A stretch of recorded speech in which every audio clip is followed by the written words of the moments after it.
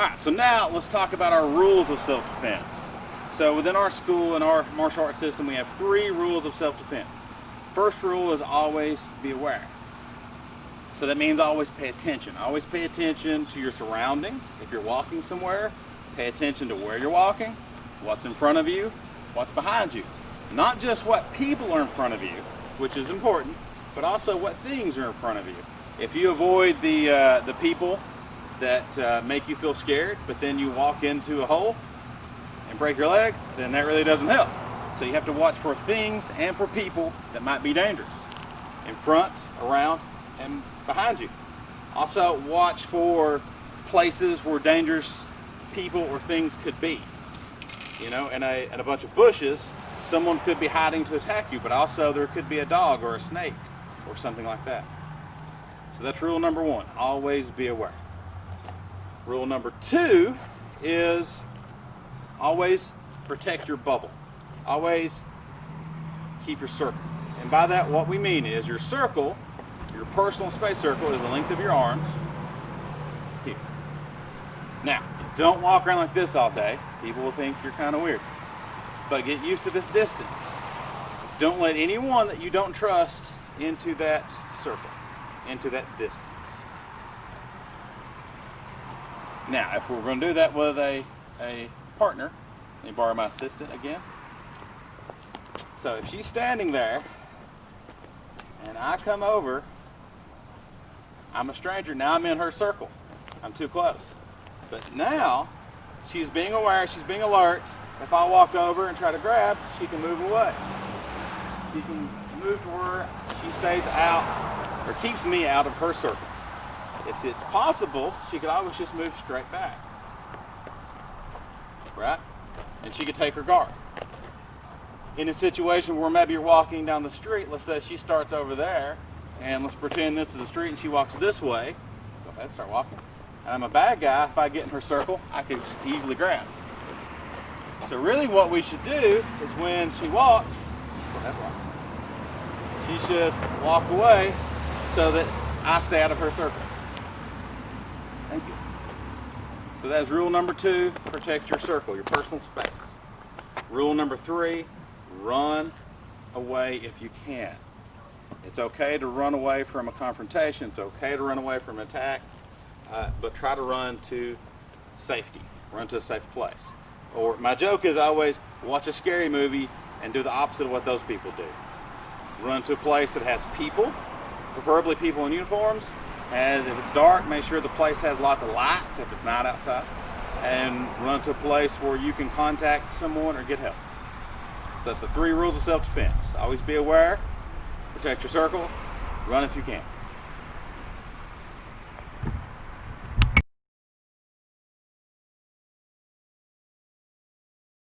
Sometimes in self-defense, or maybe an attacker, a bad guy, comes up from behind the child and grabs the child and then lifts them up, maybe to carry them up.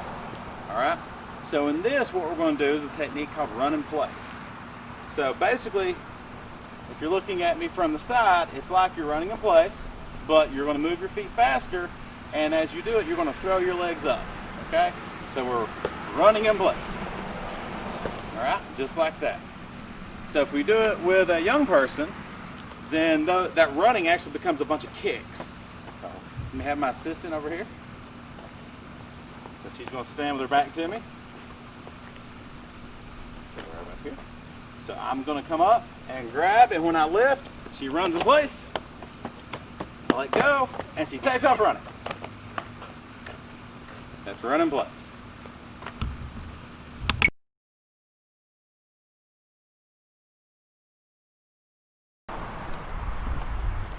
Okay, kids self-defense, the first one we're going to do today is the grab the wrist.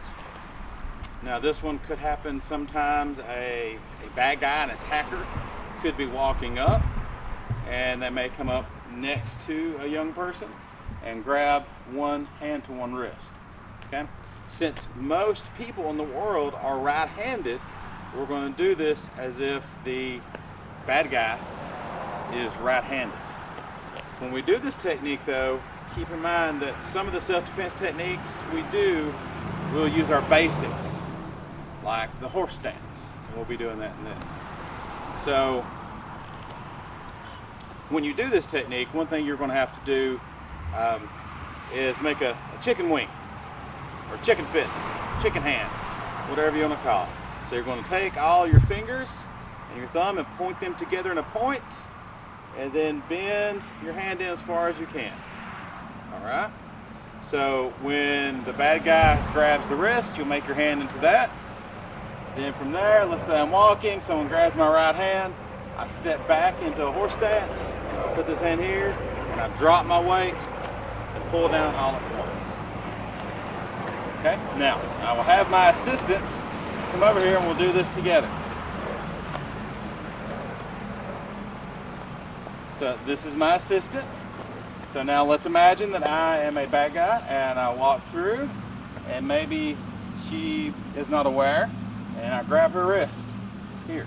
Now she's going to take her opposite hand or opposite leg as the hand that's being grabbed, step back into a horse stance, get deep, and then drop the weight and knock it down. Let's do it again.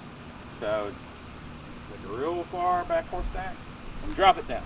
If you need to, you can take the other hand and push on their hand or their arm at the same time your hand drops down. Try that. Go now. And push and at the same time. Then, after you're free, turn and run away to safety. That's right, run away to safety. That goes with our 3 rules of self-defense. Now, push the button.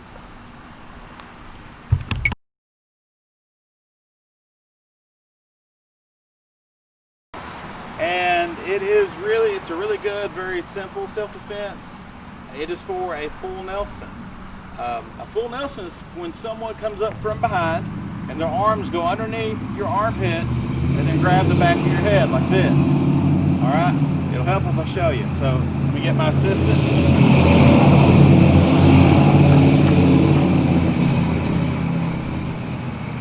So it's if someone comes up from behind here and then grabs, and then usually they'll push down. Okay.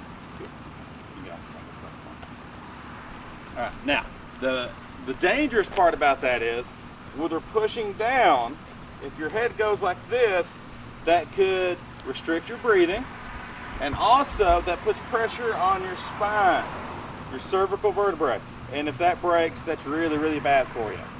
Okay. So, one of the ways to stop this is as soon as you feel their arms come through this area so that they can go underneath your arms and grab behind your head, as soon as you feel that, you take your arms and pretend that there's water balloons all through here. And you clamp your arms down as tight as you can and push your arms up to your body. Just be careful that you don't bring your arms up like this or in front of you. It just has to be right here along the sides. Okay? When you do that, their arms get or their hands get kind of stuck. And then when it gets stuck, that's your chance to run away. Don't just try to stay there and resist and fight or laugh at them. Use that chance to run away to safety. Okay? So I'm going to use my assistant again. So let's pretend that maybe she's not being aware, which is bad. Let's always be aware. I come up from behind. Now, as soon as she feels my hands go between her arms and her body, she's going to clamp those down. Ready? And run away. And she'll run to safety. It's okay if your hands get through a little bit. That's not going to hurt anything. And we have some more advanced techniques to help that or to deal with that if that does. But we're not going to worry about that right now. Stop.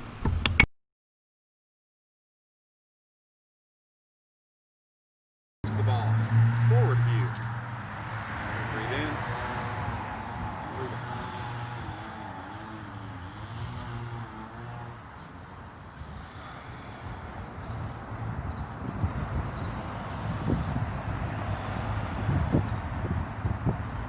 Side view.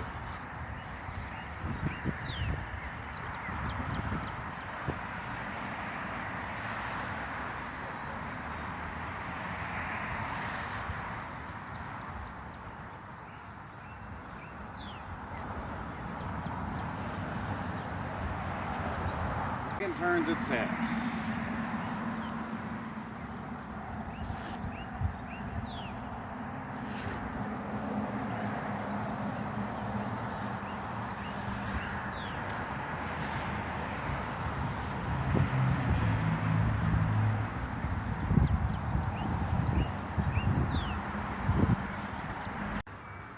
This is eagle push.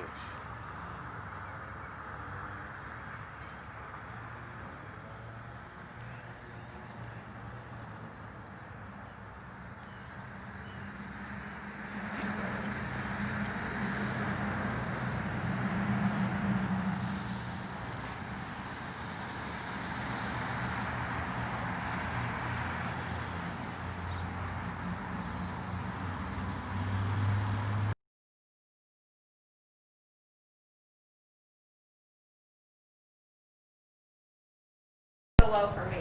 Then I It had heat. It still had heat. Alright, so this is our self-defense. This is for kids. So this is the situation where you've been knocked down. So this is our kid. She's been knocked down. So from here to the bat, if they get to the side, they can easily stomp or they can kick, they can hit you real easy. So the bad guy comes over to grab. She's going to get in her crab walk. She supports herself with her hands in the back, feet there. As I get closer, she's going to kick. She'll kick the shins, kick the shins. Now, once I get in this position, if I'm the bad guy and I start to try to bend over and grab, she's going to crab walk away as she's kicking. Just like that. When she sees that she's far enough away from me, got enough distance, she's going to take one arm, sling it over, get in a runner's position, then run away like you're running track. Just like that. Thank you. You gonna read the whole? No. Good, excellent.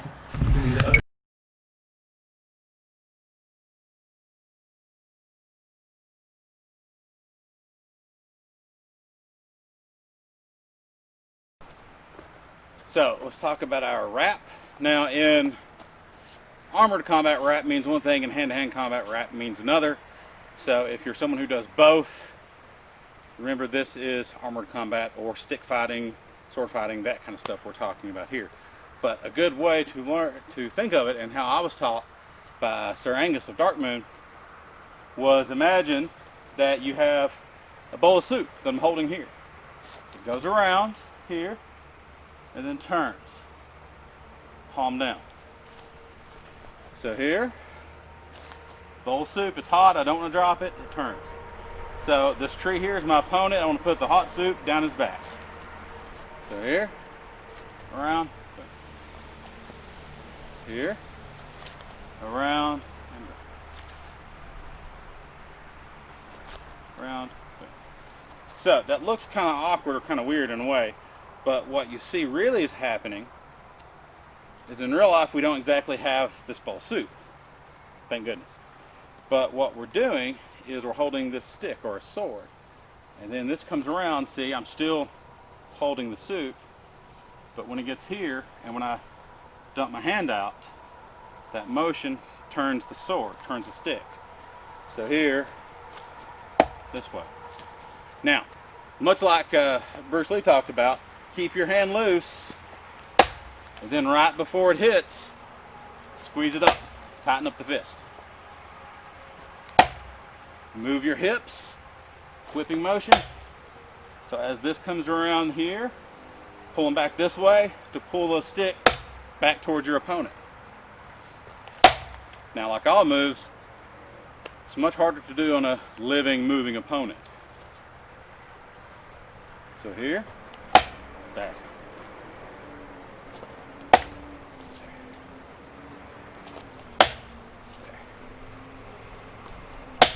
There. And also don't forget, you can go low, you can go high, just like any of our other moves. Back of the leg, lower back, back of the head, things like that. So that is the wrap.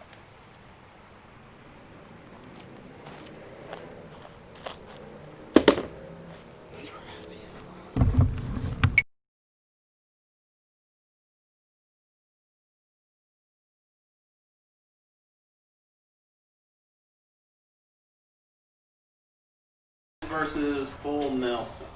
So can I have a volunteer, please? Of course, the tallest guy will come over. All right, so full Nelson. That's when someone comes up from behind you. Arms go under here, and they grab behind your head right there, right?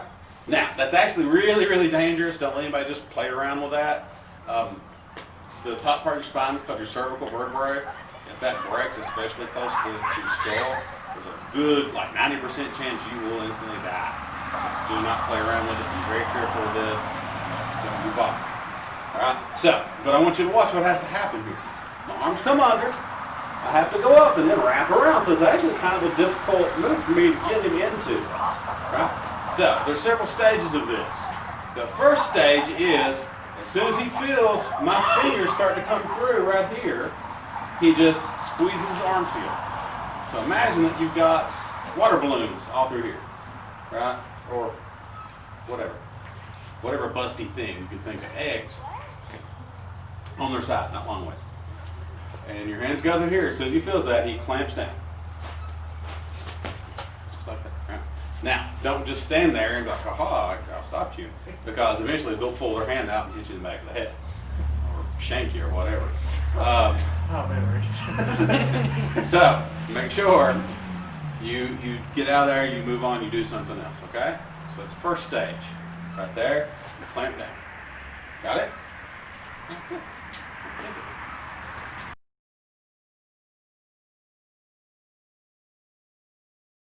This is the second stage of the full Nelson defense. They've got further into it. So could I get a volunteer on this? All right. Okay, so this one maybe they get just a little bit. Let's turn this way. So you know. So he comes up behind me now to do the full Nelson. He gets a little bit further. Well, that's okay. Maybe he gets here. All right, but he's not to the point all the way yet where he can lock it in yet. Somewhere in between. So plant my arms aside again. Now this one gets a little bit into our seizing, our grasping, our chin knob, our grappling type stuff. So this left arm, because I'm going to use my right, left arm comes here, holds that one into place. My right hand comes here, grabs his fingers, turns it like this. Right there. Now, if they are sensitive to this move, they got tight tendons or something like that, a lot of times just that will do it. Right? So this is what it looks like. I'm just doing this. I'm putting this arm here to give leverage, because if I just go here, it doesn't do anything. But now, and the further up you get this, especially getting close to the elbow, the more it's going to hurt like that. And if you want to, from there, drop that arm, bring it around, roll it out, pull it out. Okay, and then you can strike or whatever. It's a little bit of a complicated one, but I feel like it's a fun one, and that counts.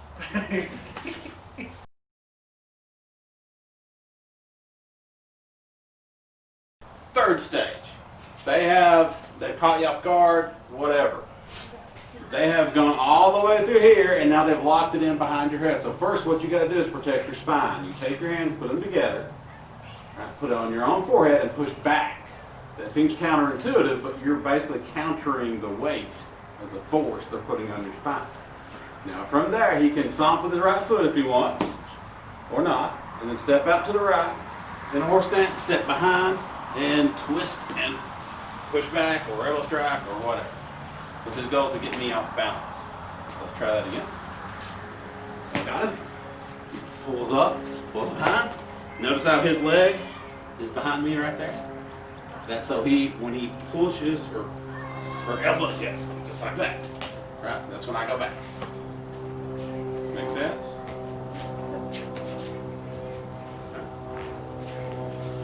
So with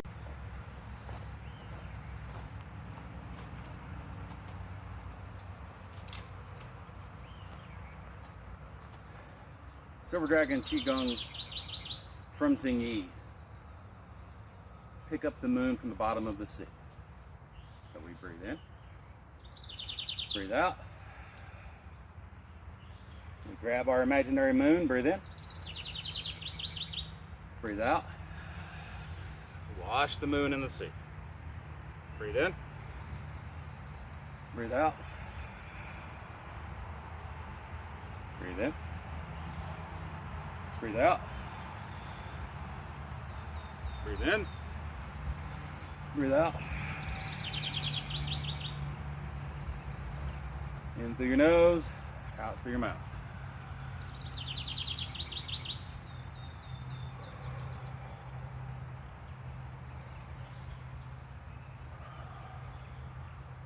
Breathe in. And good.